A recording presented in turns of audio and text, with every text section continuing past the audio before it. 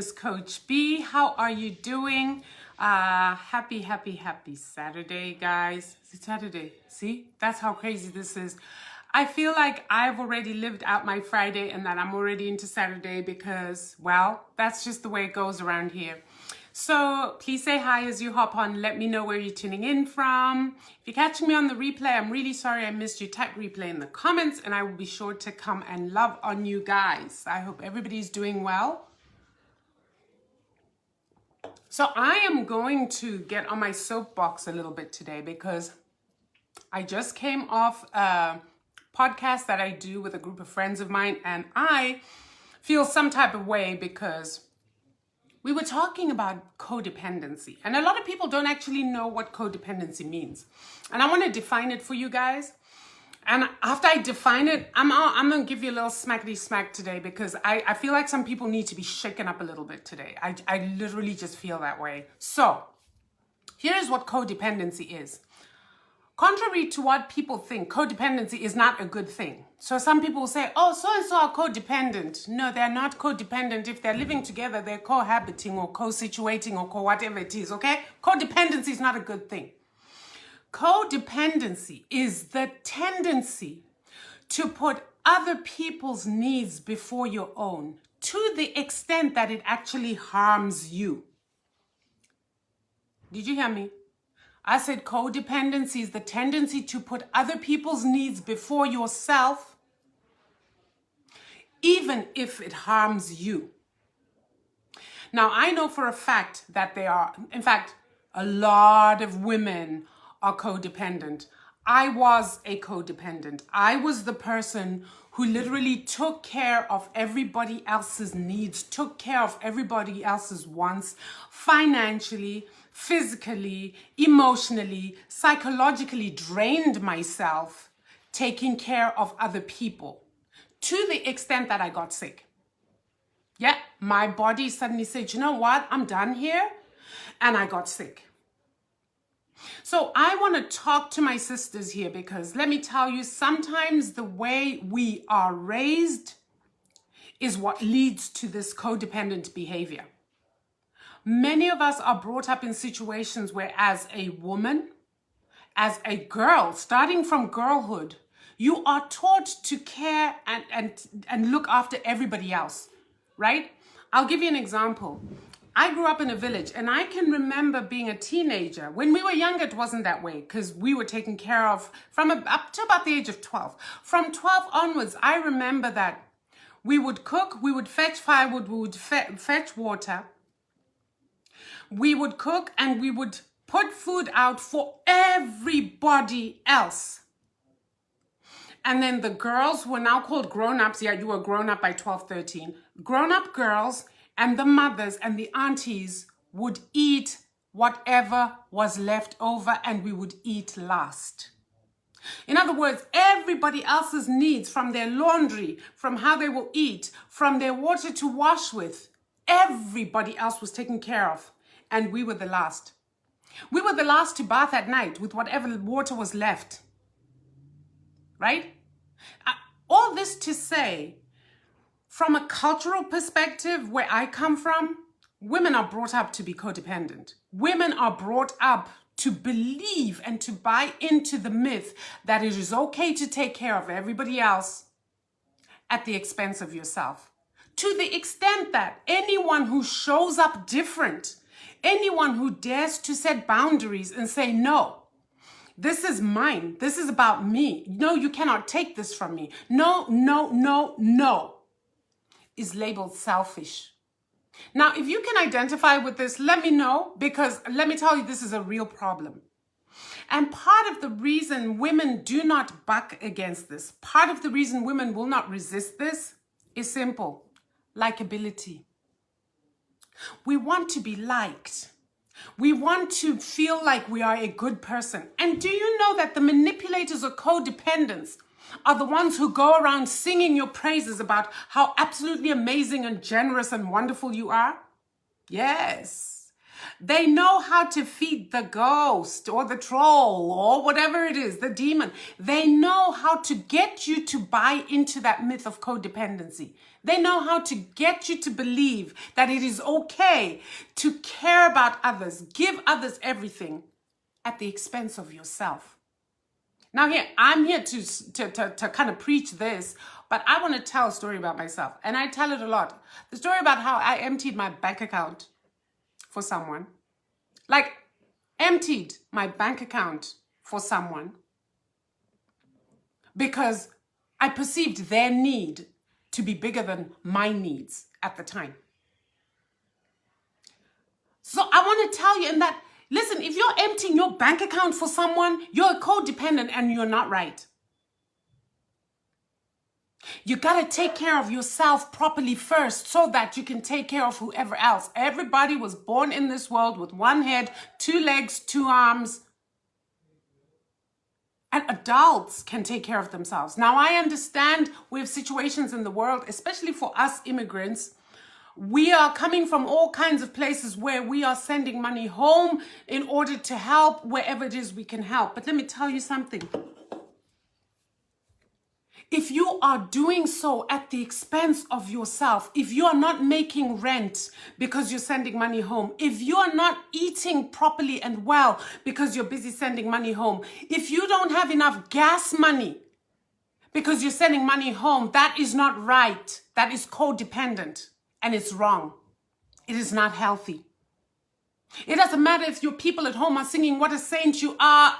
Dude, when you die, nobody's going to come to your funeral to say, oh my God, they were a saint. The thing is, you're dead and they're not going to resuscitate you because you were too busy bleeding yourself dry for them. It is okay to say no, guys. Please share this, guys, if you feel you're getting anything worth anything from this. It is okay to say no. No is a complete sentence. It doesn't mean you're not generous. It doesn't mean you're selfish. It doesn't mean you don't care about other people's plight. But it means you care about you. It means you love you. And any holy book you look at talks about how self-love, first love you so that you can love your neighbor. It doesn't say go and love your neighbor and then think about yourself later. It says love your neighbor as you love yourself. So before you go treating your neighbor like they're king and all, are you treating yourself the same? Because the truth of the matter is you do this over and over again. But want to know the truth?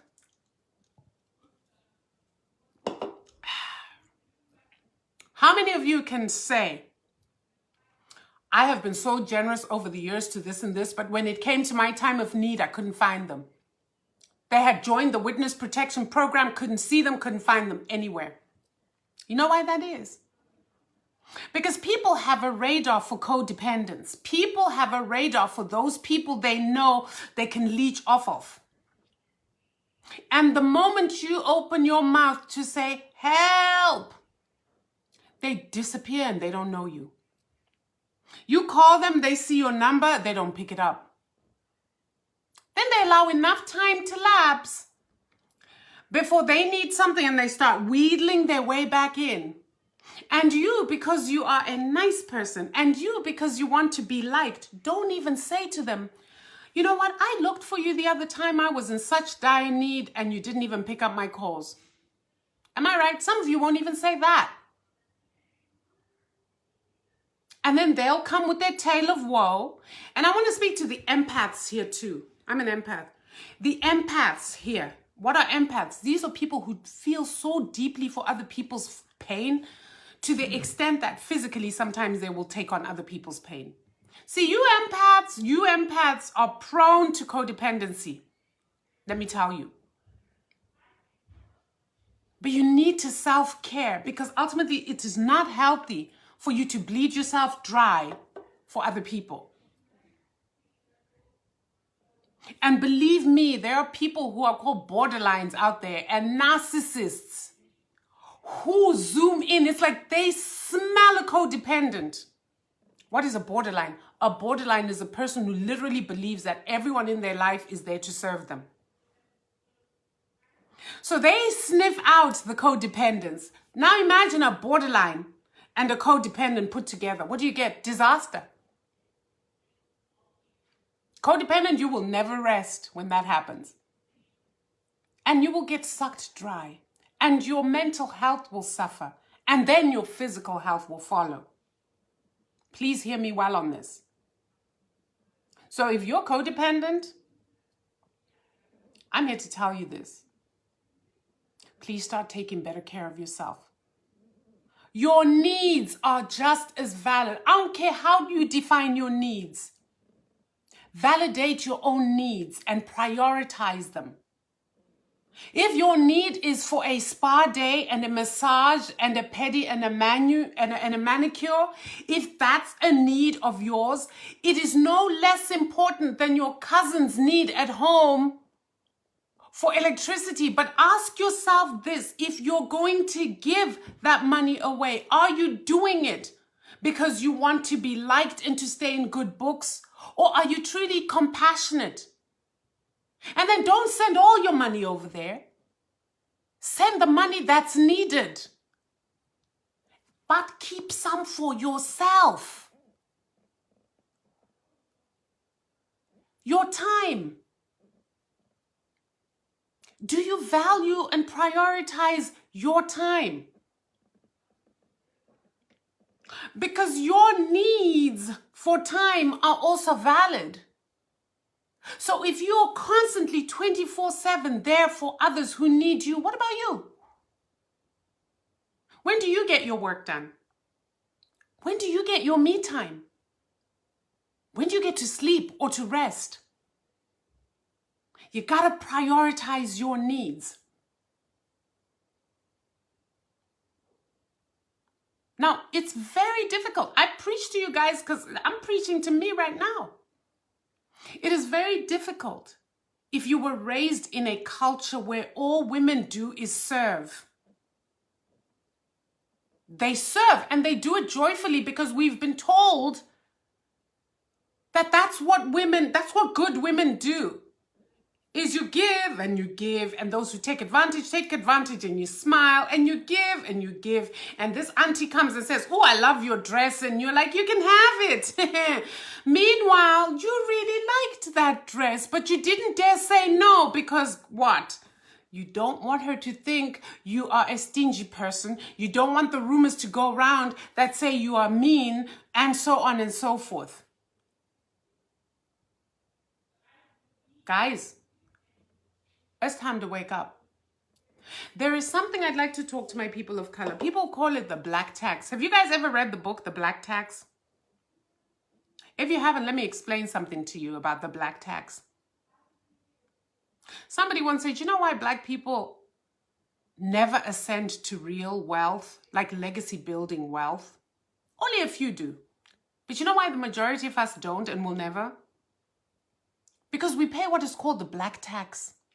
The black tax is your string of relatives and other people who, as soon as they see you making something of yourself, suddenly know you. Suddenly, they are your best uncle. Suddenly, when I was growing up, your mom and I were so tight. Bullshit. Suddenly, oh, child, can you send me a Stetson? Can you send me a pair of cowboy boots from Texas? Can you? And so it is, and so it goes on. For immigrant people, ascending to wealth, tough one. Because if you have a country burning like Zimbabwe, and you have a huge family like I do, black tax, what you make comes out. Your own bills are covered and everything, but any excess you have goes out. Feeding people, COVID masks, COVID this one, and that one. We need a big old, water tanker because there's no running water because the government's let us down. We need a generator over there because guess what? We don't get power anymore. The black tax. Tell me how you're going to accumulate any wealth. Tell me how you're going to leave something for your children.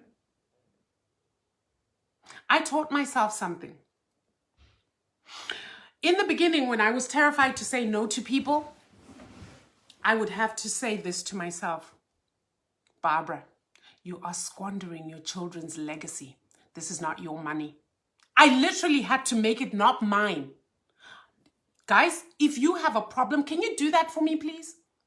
Can you start looking into the eyes of your little ones and saying, I owe them a legacy?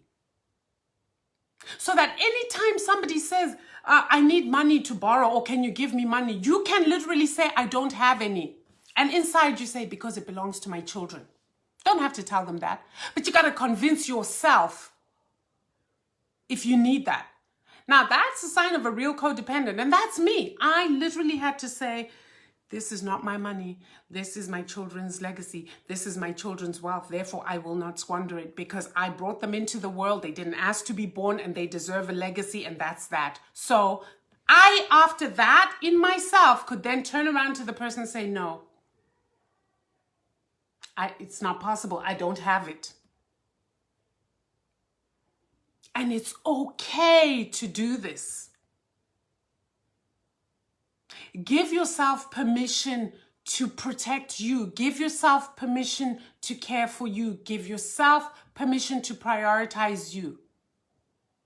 And if you find it hard to give yourself permission, okay, Coach B right here is giving you permission to care for yourself. I grant you that permission. And if you're scared of some kind of wrath from your ancestors, I'll deal with your ancestors, okay?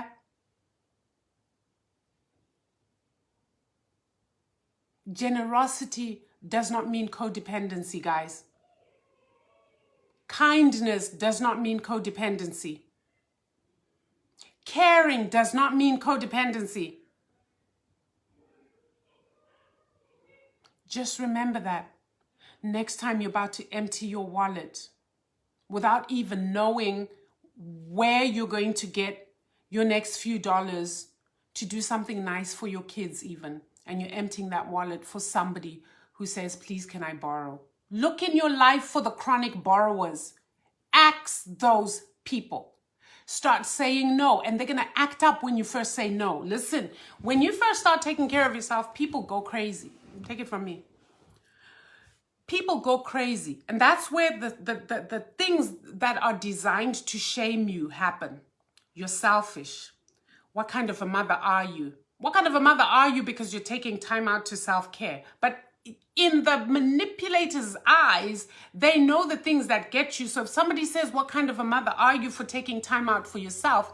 Essentially, they know that they can guilt you into doing something. They can shame you into doing something. And this is where self-mastery comes. Staying in your power and knowing who you are. Because if not, people will run circles around you, accusing you of all kinds of things just because you refuse to be codependent anymore and that you choose to start taking care of yourself. Well, I hope somebody benefited from this. Like I said, I had to come and throw down today. We are not vibing. This is the second live of the day, but I was like, if I don't speak on this today, tomorrow I might get another prompting to speak on something else. But I really wanted to share this because I really think this is important. And if you are somebody who knows a codependent person, can you share this live with them? Please. If you are somebody who lives near or around a codependent person, can you talk to them? Can you share this with them? The behaviors of a codependent are so clear. You can't miss them. Usually they're the person everybody says is generous to a fault. There is a reason that saying exists. You are generous to a fault means you are generous to the point where it doesn't make sense anymore. You are generous to the point where it hurts you. You are generous to the point where you are disenfranchising yourself. That is what generous to a fault means. There is a reason that saying is there. So you want to be generous, but not generous to a fault. Take good care of you. All right, guys. Love you. Leave you. Hope you have a great rest of your evening, and I'll catch you tomorrow. Bye.